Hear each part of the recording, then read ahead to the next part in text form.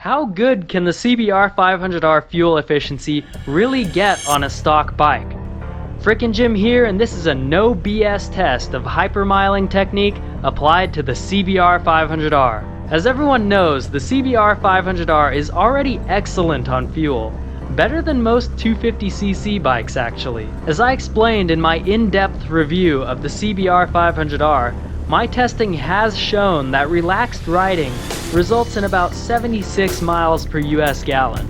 Normal riding results in about 72 miles per US gallon. And spirited riding results in roughly 68 miles per US gallon. But what if the basics of hypermiling are applied? That's exactly what I put to the test. I did not make any modifications to the bike, I just wanted to see how it would perform in stock trim. I kept the tire pressure at the manual specified 36 psi in front and 42 psi in the rear. I kept my rear rack and panniers on because I always ride with them, so taking them off would be unrealistic for my own purposes. I set off on an overcast day at about 80 degrees Fahrenheit. I went directly to the gas station and filled the tank up to a certain point on the plate in the tank. I started it back up and immediately started riding with hypermiling in mind. Basically, that means using very careful acceleration and gear selection while keeping the bike under 60 miles per hour to try to achieve the best fuel efficiency. I only had to go a couple of miles to get to the highway, but it's still important to note that there is a handful of stop and go miles included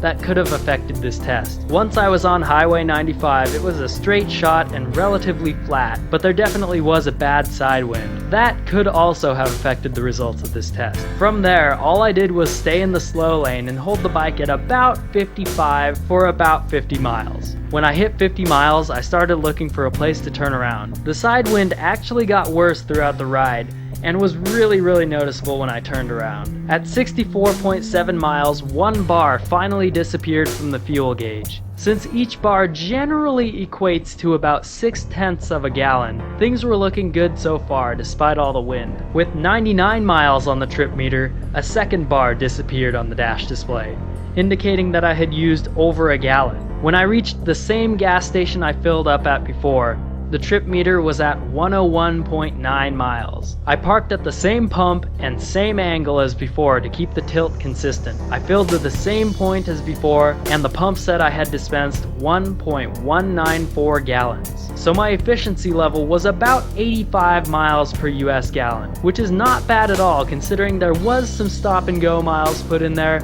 and it was really windy that day. Another interesting note to add is that the MPG counter on the dash display said that I achieved 65 miles per gallon, making it just completely wrong. The thing is basically useless. This is not news, of course. Everybody who has tested the MPG counter against real MPG has proven that it is garbage. So what are the implications of this test? Well, it gives us an idea of how far we can reasonably expect to be able to stretch the MPG on this bike. Just recently, I actually had to apply this. My wife and I were on a rather large ride through some Nevada and California backcountry, and I missed a critical fuel stop. Well, since gas stations are spread out quite a distance in those parts, we hit empty on the fuel gauge with about 50 miles until the next gas station. I ended up slowing way down, and we did make it to the next gas station. Considering this test, we very well may have run completely out of fuel if I had kept up our 80 mile per hour pace.